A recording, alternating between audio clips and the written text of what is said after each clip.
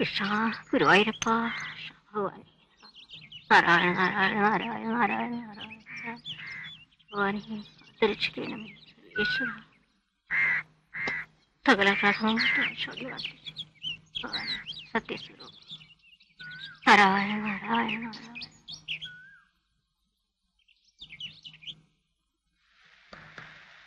അമ്മയുടെ പൂജ വിളക്ക് വയ്ക്കലൊക്കെ കഴിഞ്ഞു തോന്നണം. ഇപ്പൊ തന്നെ ചായയുടെ വിളി വരും. അതെ, ഇന്നലെ ഉമ്മയല്ലേ അമ്മയ്ക്ക് ചായ കൊണ്ടേ കൊടുത്തത്? ഇന്നിപ്പൊ ഞാൻ കൊണ്ടേ കൊടുക്കാം കേട്ടാ. ഉമ്മ ഫ്രിഡ്ജിലിരിക്കുന്ന മാവെടുത്തൊന്ന് പുറത്തു വെച്ചേക്കണേ, തണുപ്പൊന്ന് മാറട്ടെ. ഈ പഴം വേവായിട്ടുണ്ട്, അതും കൂടി ഒന്ന് വാങ്ങി വെച്ചേക്കണം. ഒരു തട്ട് ഇഡ്ഡലിയും കൂടെ വെച്ചേക്കണം കേട്ടാ. മാവെടുത്ത് വെക്കണം.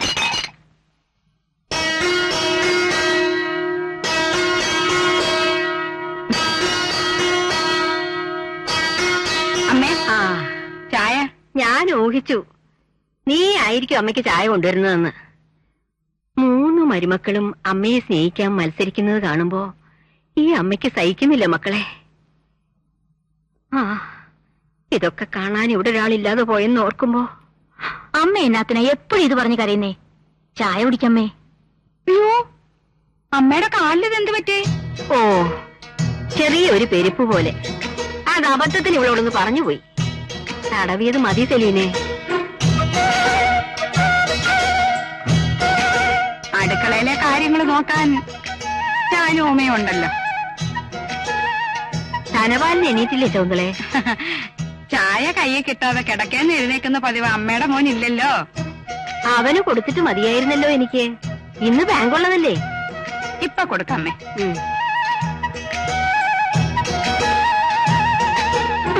അയ്യോ, ഒന്ന് പതുക്കെ. എഴുന്നേറ്റേ.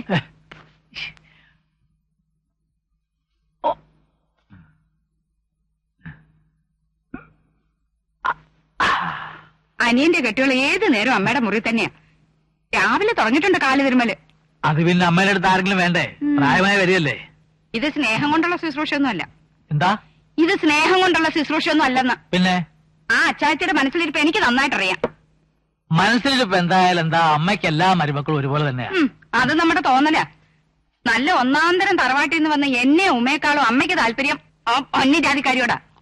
അന്യജാതി ആണേലും അവളും അമ്മയുടെ മോന്റെ ഭാര്യ തന്നെയല്ലേ. ധർമ്മപാലൻ അന്ന് അങ്ങനെ ഒരു അബദ്ധം പറ്റി എന്ന് വെച്ച് അമ്മയ്ക്ക് അവനെ കൈവിടാൻ പറ്റുമോ? പിന്നെ നിങ്ങളെക്കാളൊക്കെ പേരും പെരുമയുള്ള തറവാട് തന്നെയാ മാണിക്യമംഗലം. പക്ഷേ പാരമ്പര്യത്തിന്റെ ഇല്ലാത്ത അന്തസ്സും മുക്കി പിടിച്ച് കിടക്കുന്ന സ്വഭാവം ഇവിടെ ഒരു തലമുറയിൽപ്പെട്ട ഒരാൾക്കുണ്ടായിട്ടില്ല. സ്നേഹിക്കാനേ അറിയൂ അമ്മയ്ക്ക്. അതെ, ജാതി മതം നോക്കിയിട്ടൊന്നുമല്ല. ആയിരുന്നെങ്കിൽ ധർമ്മപാലൻ സെലിനെ വിളിച്ചോണ്ട് വരുമ്പോ അമ്മ 2 കൈ നീട്ടി സ്വീകരിക്കുമായിരുന്നോ? അമ്മയെപ്പറ്റി എന്തെങ്കിലും പറഞ്ഞ ഇവിടെ ചിലർക്ക് 100 നാക്കാം. എന്താ? ഞാൻ നിർത്തിയില്ല. നിർത്തുക നല്ലത്. എന്നും രാവിലെ ചായ കൊണ്ടിരുമ്പോ മോന്തതേ ഇത്ര ഉണ്ടാവും. എന്തെങ്കിലും കുശുമ്പും പറയാണ്ടാവും. ചായ ഞാൻ കുടിച്ചു കഴിഞ്ഞില്ല. ഇന്ന് ഇത്രയും കുടിച്ചാ മതി.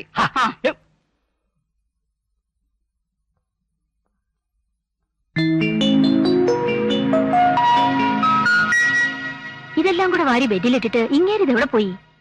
ഞാനിവിടെ ഉണ്ട് സെലീന. ആഹാ, ഇതിനിടയിലുണ്ടായിരുന്നോ? ഇവിടെ ഇങ്ങനെ ഇരുന്നാ മതിയോ? പല്ലുതപ്പം കുളിയൊന്നും വേണ്ടായോ? അതൊക്കെ എന്നും ചെയ്യണതല്ലേ. ഒരു ദിവസം മുടങ്ങിന്ന് വെച്ച് മാണിക്യമംഗലം ഇടിഞ്ഞു വീഴാനൊന്നും പോണില്ല. ഇന്ന് ആ പ്രമാദമായ കേസിന്റെ വിചാരണയാ. എത്ര പുസ്തകം റെഫർ ചെയ്താലാ ഒരു പോയിന്റ് കിട്ടുക? അല്ല, ഈ കേസ് ജയിച്ചാ എത്ര രൂപ ഫീസ് കിട്ടും? ഫീസിന്റെ കാര്യം വിട്.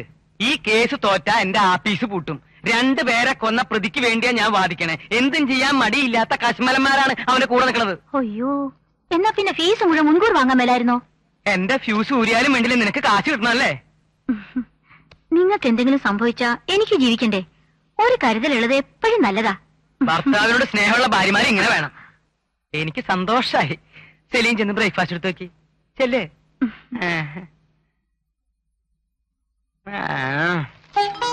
അമ്മയ്ക്ക് വയ്യാന്ന് പറഞ്ഞിട്ട് എവിടെങ്കിലും അടങ്ങിയിരുന്നൂടായിരുന്നോ? എനിക്കൊരു വയ്യായികയില്ല മോളെ. എന്റെ കണ്ണടയെന്ന് വരെ എന്റെ കൈകൊണ്ട് തന്നെ ഇവന്മാർക്ക് വിളമ്പി കൊടുക്കണം. അല്ലെങ്കിൽ എനിക്ക് ഏതാണ്ട് പോലെയാ. അത് ശരിയാ, അമ്മ വിളമ്പി തന്നില്ലേ ഞങ്ങൾക്ക് ഒരേ ഏതാണ്ട് പോലെയാ. സത്യം പറയാലോ, അമ്മ കുറച്ചു ദിവസം സുഖമില്ലാതെ കിടന്നപ്പോ വിളമ്പി തന്നത് ഇവളാ. അന്ന് വാദിച്ച കേസ് മുഴുവനും തോറ്റു.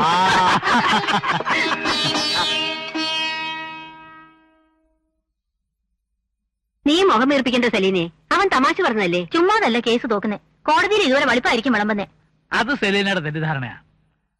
ഇവന്റെ വാദം ഞാനും കേട്ടിട്ടുള്ളതാ. കോടതി വിറയ്ക്കും. അങ്ങനൊരു വാദം കേട്ടിട്ടാണല്ലോ സെലീന ഇവന്റെ വല വീണത് തന്നെ. അല്ല ചേട്ടാ, അവളുടെ വലയിൽ ഞാനല്ലേ വീണത്? മുക്കുവന്മാരുടെ കൂട്ട് വലയും കൊണ്ട് അവൾ എന്റെ പുറകെ നടക്കുകയല്ലായിരുന്നോ? നീ എന്തിനാ അവളെ വെറുതെ ചുണ്ടി പിടിപ്പിക്കുന്നത്? വല്ലപ്പോഴെങ്കിലും അവളുടെ വലയിലെ 1-2 കണ്ണി പൊട്ടിച്ചില്ലെങ്കിൽ മാണിക്യമംഗലത്തെ സന്തതി വെറും പെൺകോന്തനാണെന്ന് നാട്ടുകാർ പറയില്ല. അതൊക്കെ നാട്ടുകാർ ഇപ്പോഴേ പറയുന്നുണ്ട്. അത് ശരിയാ. അല്ലെങ്കിലും എന്തും കൈയെടുക്കണമെന്നുള്ള ഒറ്റ വിചാരമുള്ള സെല്ലിൻ ചേച്ചിക്ക്. ദേ അവള് കേൾക്കണ്ട, നിന്നെ പച്ചയ്ക്ക് തിന്നു. സത്യപാലിനെ കണ്ടില്ലല്ലോ ഉമേ. താമസിക്കുമെന്ന് മറ്റോ പറഞ്ഞോ? ഇല്ല. നൈറ്റ് ഡ്യൂട്ടി കഴിഞ്ഞ് വരാനുള്ള സമയം കഴിഞ്ഞല്ലോ.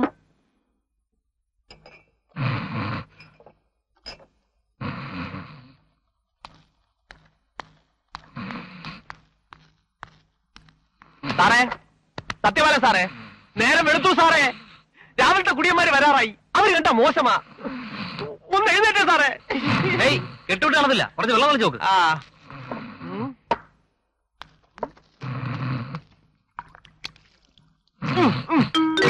എഴുന്നേറ്റേ സാറേ.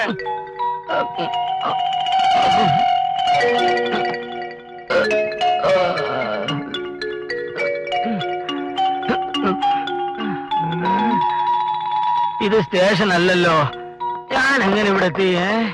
അപ്പൊ അത് സാറിന് ഓർമ്മയില്ലേ? ഇല്ല, ഒന്ന് ഓർമ്മപ്പെടുത്തിക്കേ. അതോ ഏതോ ശവത്തിന് കാവൽ നിൽക്കാറുണ്ട്. വെറും വയറ്റിൽ പോയാൽ ശരിയാവത്തില്ല എന്ന് പറഞ്ഞ് 2 എണ്ണം വിടാൻ കയറിയതാ സാറ്. അവസാനം 2:12 ഇവിടെ അങ്ങ് വീണു. ഞാനാ എടുത്ത് കിടത്തിയത്. ഇന്ന് എനിക്കൊരു മെമ്മോ ഉറപ്പാ. അല്ല, ഡ്യൂട്ടി സമയത്ത് യൂണിഫോം ഇട്ടോണ്ട് ബാറി കയറി വെള്ളം അടിക്കുന്നത് മോശമല്ലേ സാറേ? യൂണിഫോം ഇട്ടോണ്ട് നിനക്ക് തന്നെ ഒഴിച്ചു തരാമെങ്കിൽ യൂണിഫോം ഇട്ടോണ്ട് എനിക്കത് അടിക്കുകയും ചെയ്യാം. നിയമപാലകനെ നിയമം പഠിപ്പിക്കുന്നത് കേട്ടടാ. സാറാ കുഞ്ഞിനെയാണ് നീന്താൻ പഠിപ്പിക്കുന്നത്. വരട്ടെ ബില്ല്. ബില്ല് പുല്ല്. പോലീസുകാരനോടാണ് അവിടെ ബില്ല് ചോദിക്കുന്നത്. ഞാൻ IAS സ്ഥലം മാറി ഇവിടുന്ന് പോകാൻ പോകുന്നില്ലല്ലോ. നാളെ തരാവിടോ. ശവം ആകെ ഒത്തിയോ എന്തോ.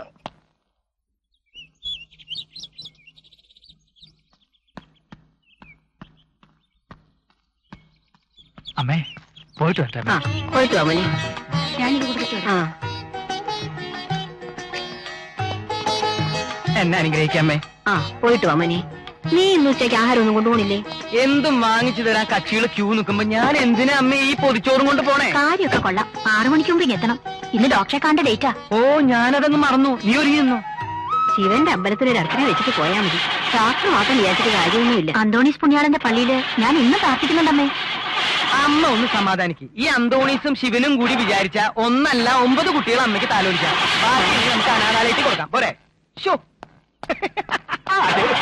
ഈ പഴയ പന്നാക്ക് സാധനം വല്ല ഇരുമ്പ് വലിക്കും കൊടുത്ത് ഒരു മാരുതി വാങ്ങാൻ പറഞ്ഞ ചേട്ടൻ കൂട്ടാക്കില്ല.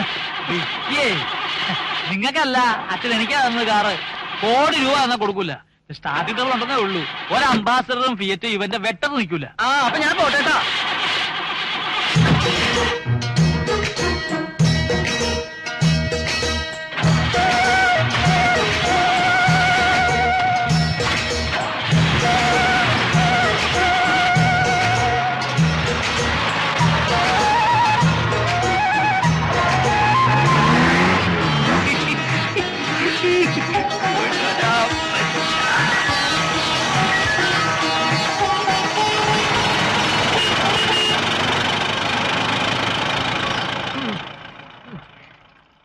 ചടാക്ക് കാറും. അമ്മ, നീ എന്താ ഇന്നിത്ര താമസിച്ചേ? ഒരു തൂങ്ങി വരണം. ഡെഡ് ബോഡിക്ക് കാവൽ നിൽക്കുകയായിരുന്നു ഇതുവരെ. ഇപ്പോഴാ കെട്ടിയെടുത്തത് പോസ്റ്റ്മോർട്ടത്തിന്. ആ വിവരം നിനക്കൊന്ന് വിളിച്ചു പറഞ്ഞുകൂടായിരുന്നോ? ഇവിടെ മനുഷ്യർ തീ തിന്നുമായിരുന്നു. ഞാനും അങ്ങനെ തന്നെ ആയിരുന്നു. തീ തിന്നാൻ പ്രയാസമായതുകൊണ്ട് മടമടാന്ന് കുടിക്കുകയായിരുന്നു. ഫോൺ ചെയ്യാൻ പറ്റണ്ടേ? മാറി എന്നാ ഡെഡ് ബോഡി ആരെങ്കിലും അടിച്ചു മാറ്റിയാലോ? അതാരാ ശവത്തിന് ഇത്ര അത്യാവശ്യക്കാര്? കൊള്ളാം, വില കൂടിയപ്പോ ഇപ്പൊ ഭയങ്കര തള്ളല്ലേ? എന്തിനു വില കൂടിയെന്നാ? കിഡ്നിക്കും കണ്ണിനും ഇപ്പൊ എന്താ വില? കണ്ണു തെറ്റി അടിച്ചു മാറ്റത്തില്ലേ? ഞാൻ പോയി കുളിക്കട്ടെ, ദേവാസലം നാറുന്നു.